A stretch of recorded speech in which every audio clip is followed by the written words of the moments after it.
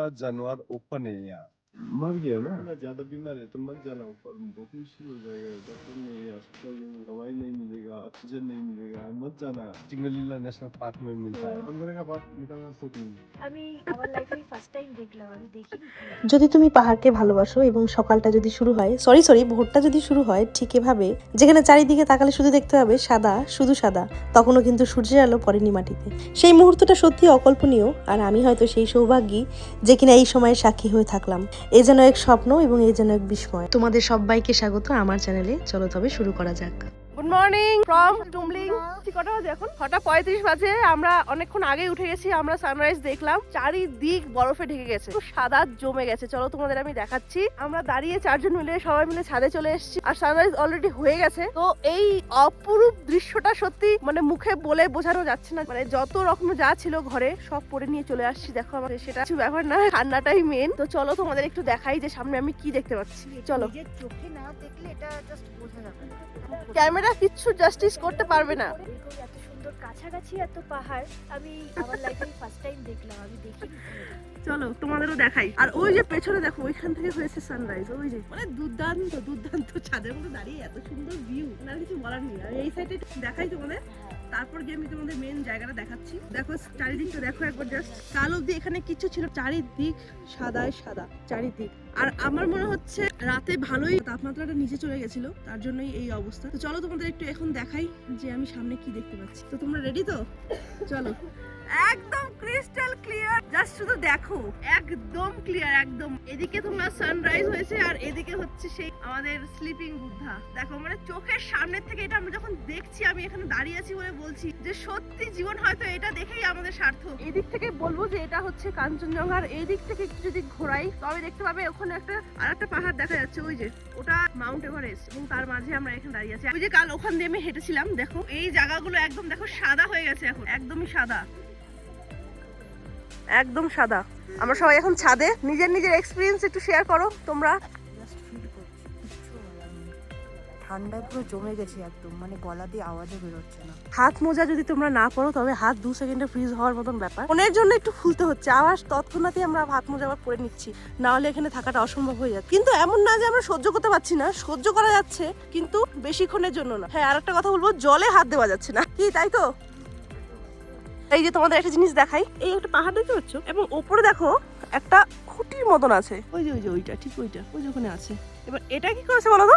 এটা এই পাহাড়কে দুভাগে ভাগ করে ফেলেছে। ওই সাইডটা যেটা আছে সেটা হচ্ছে আমাদের ইন্ডিয়া, এবং এই পাশটা যেটা আছে সেটা হচ্ছে নেপাল, এবং আমরা আছি এখন বর্তমানে নেপালে। এবং দেখো এটা একটা পকেট রোড বলতে পারো। শুনলাম হয়তো যে অনেকে বাইক নিয়ে আসে এদিকটাতে, এই রাস্তাটাই অনুসরণ করে আসে। এই যে এই রাস্তাটা, এবং এখান দিয়ে এই রাস্তাটা যাচ্ছে যাচ্ছে যাচ্ছে যাচ্ছে গিয়ে এদিক দিয়ে ঘুরে তারপর হচ্ছে গিয়ে ওইদিকে আসে। এখন যখন আমরা টুমলিং এ আছি, আর যাবো সান্দাকফুতে, তো সেখান থেকে জানি না কি দৃশ্য দেখতে পাবো। কুম ভ্যালিতে আজকে আমরা যাবো, আমাদের আজকে ডে 2।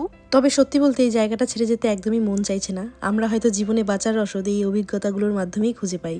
তবে এই টুমলিং জায়গাটা মোড়ের অনেকটা জায়গা কেড়ে নিয়েছে।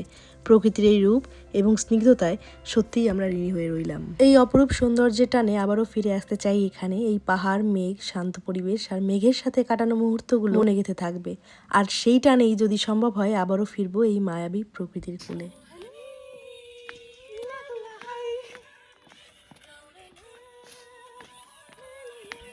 আর এভাবেই আমরা আমাদের এখানকার শেষ সময়টা প্রকৃতির সাথেই উদযাপন করলাম নিজেদের মতো করে। এই ভিডিওটা দেখতে দেখতেই তোমরা জানিও তোমাদের কেমন লাগলো, এবং ভালো লাগলে অবশ্যই সাবস্ক্রাইব করতে কিন্তু ভুলে যেও না। তোমাদের জন্য আমি একটা জিনিস দেখাতে চলেছি, সেটা হচ্ছে আসো নিচটায় দেখো, ঘাসগুলো পুরো জমে বরফ হয়ে গেছে একদম। উফ, মানে সত্যি না আসলে হয়তো আমি বোঝাতে পারতাম না।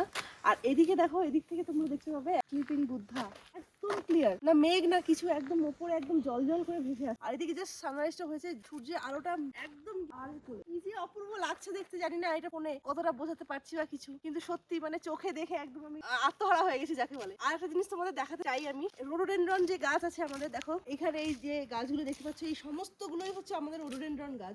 যে পাতাগুলো তেজপাতার মতন, হ্যাঁ দেখো একদম তেজপাতার মতন লম্বা লম্বা পাতাগুলো হয়ে আছে। তো এইগুলো প্রত্যেকটি রোডোডেনড্রন গাছ। এবং আরেকটা কথা বলবো যে তোমরা যদি এখানে আসো, এখানে একদম অথেন্টিক রোডোডেনড্রনের তোমরা ওয়াইন ট্রাই করতে পারবে। ওরা মানে অর্গানিক ভাবে এটা বানায়। কাল আমরা সব টেস্ট করেছি, খুবই ভালো, একদম নরমাল, অ্যালকোহলিক ছিল না, এই বলতে চাই অ্যালকোহলিক ছিল না, এবং ছিল যেটা তোমাদের পছন্দ হবে সেটা তোমরা নিতে পারবে। যা যা ছিল ঘরে সব তো পরেই নিয়ে আসছি। হ্যাঁ, তবে এটা বলতে পারো আমার পায়ের শু কেন নেই, কারণ সকালবেলা বেরিয়েছি, আমার পায়ের নখগুলো প্রচুর ব্যথা করছিল, তাই জন্য আমি আর শু পরিনি এখন। এই যে রাস্তার এই পাশটা বর্ডার, এদিকটা নেপাল, এদিকটা ইন্ডিয়া। এই সিঙ্গালিলা ন্যাশনাল পার্ক একদম নিচটা ভিতরে, গেটটা এই পিছনটা। Uncle good morning.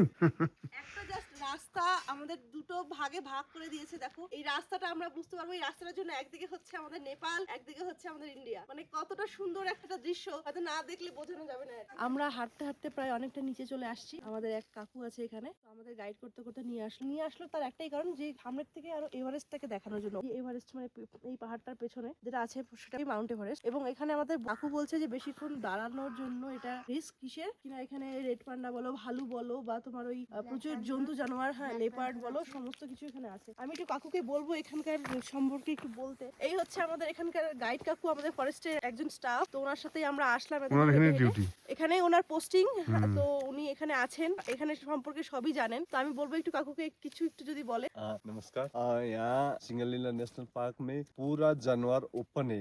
यहाँ भालू है, चीता है, ब्लैक चीता है और रेड पांडा। मेन तो यहाँ का नेशनल पार्क का मेन जानवर रेड पांडा है। ये रेड पांडा पूरा इंडिया में सिर्फ सिंगलीला नेशनल पार्क में मिलता है और ये कहीं और जगह कहीं नहीं मिलेगा, इसीलिए यहाँ पांडा का ही मेन पॉइंट है। और जंगली पांडा के लिए फेमस है ये जगह। हाँ, सब यहाँ सब ओपन है। यहाँ कोई जानवर यहाँ क्लोज करके नहीं रखा है, यहाँ पूरा ओपन है, सब जानवर मिलेगा यहाँ पे। और यही देखने के लिए सब, और यहाँ से दूर-दूर से लोग आते एवरेस्ट हो गया, कंचनजंगा हो गया और हाई फॉरेस्ट देखने के लिए सब टूरिस्ट यहाँ आते हैं। हम लोग को टूरिस्ट के लिए कुछ बोलना है तो थोड़ा एक लाइन। आप लोग आए तो ये हाई फॉरेस्ट देखने के लिए आते हैं। और मार्च अप्रैल में पूरा रेडोडेंड्रन, यहाँ का गुरास बोलते हैं, नेपाली में गुरास बोलते हैं, गुरास का फूल पूरा जंगल पूरा लाल हो जाता है। मार्च अप्रैल फर्स्ट वीक से लेके लास्ट वीक तक पूरा जंगल पूरा लाल हो जाता है। और यहाँ ग्रीन पे भी हो जाता है ना। ग्रीन भी हो जाता है और सुंदर, लाल देखने लाल में किसलिए होता फॉल्टा लाल है। फ्लावर हाँ। फ्लावरिंग टाइम अप्रैल है। ओ अप्रैल में फ्लावरिंग पूरा होगा। अभी ये छोटे छोटे वो लगा हुआ है ना, आपके क्या बोलते हैं, हम लोग कोपिला बोलते हैं उसको, फूल के लिए लगा हुआ है, इसलिए। আরে যে ফুল আসে না, মুকুল মুকুল যেটা বলে আমরা বলি। और इस 2-3 साल हुआ है थोड़ा बर्फबारी नहीं हुआ है, बहुत बर्फबारी भी होता है। बर्फबारी हो जाता है तो यहाँ बंद हो कश्मीर जाता है। कश्मीर की कश्मीर तरह की है, तरह। कश्मीर की तरह होता है। धन्यवाद। থ্যাংক ইউ আঙ্কেলকে অনেক থ্যাংক ইউ, আমাদের অনেক কিছু বললো। তোমরাও যদি এখানে আসো অবশ্যই সমস্ত কিছু মেনটেন করে এসো, এবং এমন না যে ফেব্রুয়ারি মাসে আসতে পারবে না, আমরাও আসলাম, তোমরাও পারবে, চাইলে সব সম্ভব। सबसे हाइट तो ये है ना, संदकफू। 636 मीटर हाइट है इससे। अच्छा, ये मोले से फिर से रास्ता इधर आता है, रामन। हाँ नहीं, श्रीखोला। यहाँ से आपको यहाँ से गोरखे 14 किलोमीटर गोरखे से सामान्य आके रामाम होके फिर श्रीखोला होके फिर रिम्बिक आना पड़ेगा। रिम्बिक यहाँ है आपको, यहाँ आइए तो। আমাদের নিয়ে যাচ্ছে এখন ম্যাপ দেখানোর জন্য। আঙ্কেল অনেক হেল্পফুল। এটা হচ্ছে আমাদের ফরেস্টের অফিস। ये पूरा राउंड सिंगल नेशनल पार्क में आता है। फालुट हो गया, फालुट से फिर गोरखे तक है आपके हमारा नेशनल पार्क। उसके बाद ये रामाम हो गया, श्रीखोला हो गया, रिम्बिक, गुरदुम, ये सब फिर हाई फॉरेस्ट है। ठाकुर में एसएसबी कैंप है ना।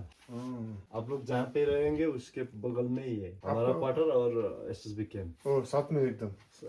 थोड़ा नीचे ऊपर है, साथ में ही है, जैसे ये है पूरा इधर उधर है, सब जगह है ना। आपके यहाँ है, आप तुमलिंग फाटक में है एसएसबी कैंप, ठीक है। गरीबस में है, उसके बाद के बतासे में है, काली पोखरी, और ये गरीबस और कयाकटा और काली पोखरी के बीच में है। उसके बाद काली पोखरी में है, उसके बाद संदकपुर में है, थकुम में है, मोले में है, फालुट में है, सब जगह है। ये तो सब नेपाल और इंडिया का बॉर्डर है। इस साइड तो पूरा नेपाल है ना। फिर इसके बाद ये देखिए ना, सिक्किम हो गया ना। फालुट में नेपाल, वेस्ट बंगाल और सिक्किम का 3 सीमा है ऊपर। और संदकफू सबसे हाईएस्ट है। हाँ संदकपुर सबसे हाइट है ये। तो थकम भी उतना हाइट में नहीं। नहीं मोले 3600 है, तो वही 3600 जैसे ही होगा ये भी। और ये गोरखे और सिक्किम तो साथ में लगा हुआ है, एक नदी आर पार सिक्किम और ये गोरखे अराउंड मार के फिर यही आ जाते हैं रिम्बिक होके। जो ट्रेक जाता है, ट्रेक ट्रैक तो यही रूट और ये रूट पकड़ता है ना। यहाँ से अपना सन्दकपू से सीधा यहाँ भी आता है गुरदुम, ट्रैक रोड है। थकुम से श्रीखोला ये भी ट्रैक रोड है, यहाँ आता है। और फालुट से गोरखे भी ये भी ट्रैक रोड 14 किलोमीटर पड़ता है। ब्लैक बियर ये भी मिलता है। हाँ ये तो है। और भालू बड़ा बड़ा भालू। हाँ अरे इसने तो कितना आदमी के ऊपर सन्दकपू और श्रीखोला में काट दिया ना। मारता तो नहीं है, काट उठ के भाग जाता है। अगर ऐसा वो करेगा तो मार देगा ना, लेकिन पूरा इसके तो पूरा नाखून इंसान से के पूरा। तो चेहरे में मारता है ना। ओ, ये वगैरह मांस वगैरह पूरा छिल देता है ना। ओहो। ऐसा करके नाखून से मारता है ना, हाँ। इतना इतना मांस एक ही बार निकालता है, वो पूरा हड्डी तोड़ देता है। इतना डेंजर होता है ना, ये बड़ा बड़ा होता है। थाकुम में रहेगा, थाकुम में तो ऐसा नहीं निकलेगा ना। नहीं निकलता है, लेकिन आप थाकुम में तो वो जगह में फॉरेस्ट नहीं है, तो थाकुम तो पूरा फाका जगह। नीचे तो फॉरेस्ट ही है ना। नीचे में है फॉरेस्ट। हाँ। वो तो अंधेरे का बाद निकलना सेफ नहीं है। दिन में रहो, उसके बाद रूम में घुस जाओ। ऊपर से भी कोई बीमार हो गया तो रात में नीचे उतारना पड़ता है ना। हाँ। पिछले साल तो ऊपर मर गया ना, ले जाते बीमारी। ओ ये एक औरत, हाँ। कोलकाता का औरत है। हाँ, ये उनको तो मैं मना किया, मैं ही था ड्यूटी में। हाँ। तो बीमारी जैसा बैठी थी ना, हाँ। 2 बहन आई थी। हाँ। मैंने बोला क्या बीमार है, उसकी बहन बोलती है नहीं। मैंने बोला ज्यादा बीमार है तो मत जाना ऊपर, बहुत मुश्किल हो जाएगा, डॉक्टर नहीं है, हॉस्पिटल नहीं है, दवाई नहीं मिलेगा, ऑक्सीजन नहीं मिलेगा, मत जाना। ऐसे बोला। नहीं कुछ नहीं हुआ। ऊपर गए, जाते ही वो तो बीमार पड़ गए, उतारते वो तो मर गए। ऑक्सीजन मुश्किल होता है ना, जो बीमारी है जैसे श्वास फूलने का वो बीमार होता है, क्या बोलते हैं, अस्थमा का बीमारी वो करो तो ऊपर तो बहुत मुश्किल होता है ना। थोड़ा हेल्दी वाला ही आदमी जाना चाहिए ना ऊपर। फिर उन लोग सीधा चला गया ना, जैसे दार्जिलिंग से आया सीधा सन्दकपू, स्टे नहीं किया ना उन लोग। स्टे करते जाने से ना एडजस्ट हो जाता है। सही हो जाता है। कोई फिर ऐसे भी होता है ना, बहुत कोई जाता है, लेकिन वो रिक्स है। और ऊपर जाके क्या करते हैं लड़के लोग। एक लड़की भी तो यहाँ मर गई थी ना, यहाँ तुमलिंग में। वो क्या हुआ था, नीचे से आने से यहाँ आके फिर उन लोग ड्रिंक किया। अच्छा। ड्रिंक ज्यादा करने से वो यहाँ जल्दी वो नहीं सांस होता, फूलता नशा नहीं होता है। हाँ। नशा नहीं होता है, वो ज्यादा पीने पड़ता है। पीते गया फिर गिर गई, बस खत्म। वो दार्जिलिंग पहुंचते खत्म हो गया ना। और एक क्या हो गया, ऊपर फॉरेनर था, वो जवान लड़के था, आपकी तरह जवान, टॉल था, बहुत टॉल। फॉरेनर को इंडियन वीजा में आया तो फिर नेपाल में अलाउ नहीं होता है ना, जैसे आप लोग रुके हैं यहाँ अलाउ नहीं है, तो इंडिया में रहना पड़ता है। और टोंगलू में है, और गरीबास में है, सन्दकपू में सीधा है रहने की जगह फॉरेनर के लिए। और वो क्या किया, यहाँ टोंगलू में रुका था, टोंगलू के बाद गाइड लेके फिर सीधा सन्दकपू ले गया। सन्दकपू गया, सन्दकपू में लगभग 12 बजे तक वो सही था। टॉयलेट गया, टॉयलेट जाने के बाद वो फिर गया वापस, सो गया, वो सोता रह गया। ऐसे भी बहुत होता है, इसीलिए थोड़ा ध्यान रखना पड़ता है। नीचे से आप यहाँ आने से बहुत हाइट है ना, ये इंसान के लिए थोड़ा मुश्किल होता है। इसके लिए बहुत ख्याल करना पड़ता है। कोई आप क्या करता है, लड़का लड़की इधर आते हैं एंजॉय के लिए आता है ना, लोग सारे लोग पी जाता है, बहुत पीता है यहाँ आने से। अब नशा नहीं हो लग गया करके पूरा पीने लग गया है। पीने से वो क्या होता है, हार्ट ब्लॉक हो सकता है।